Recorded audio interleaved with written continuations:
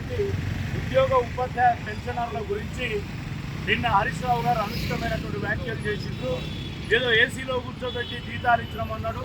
మరి ఆయన ఏడో కూర్చున్నాడు.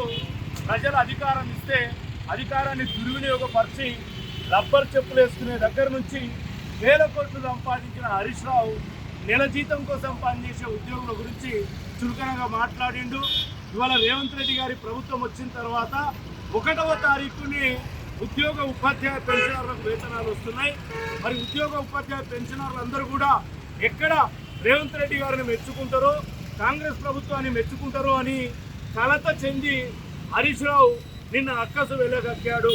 10 ఏళ్లలో ఉద్యోగులను, ఉపాధ్యాయులను, పెన్షనర్లను, విద్యార్థులను తమ స్వార్థం కోసం వాడుకున్నటువంటి టీఆర్ఎస్ ప్రభుత్వం మామ అల్లుళ్ళు ఒక్కరోజు కూడా 1వ తారీఖు నాడు జీతం ఇయ్యలే. టీచర్లకు రావాల్సిన, ఉద్యోగులకు రావాల్సిన వాళ్ళ పొదుపు డబ్బులు కూడా సకాలంలో ఇయ్యని వ్యక్తి ఈరోజు అక్కసు వెలగక్కున్నాడు.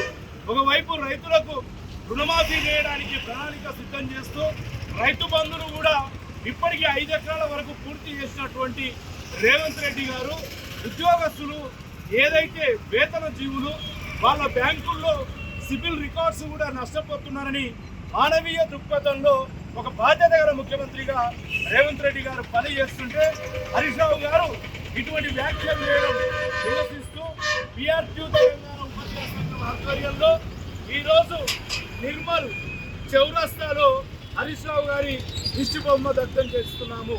రాష్ట్ర వ్యాప్తంగా ఉన్నటువంటి అన్ని మండల శాఖలు, జిల్లా శాఖలు PRQ తెలంగాణ ఆధ్వర్యంలో దిష్టి బొమ్మల కార్యక్రమం చేపడుతున్న భాగంగా ఇక్కడ నిర్మల్లో మేము దిష్టి బొమ్మ దగ్ధం చేస్తా ఉన్నాం.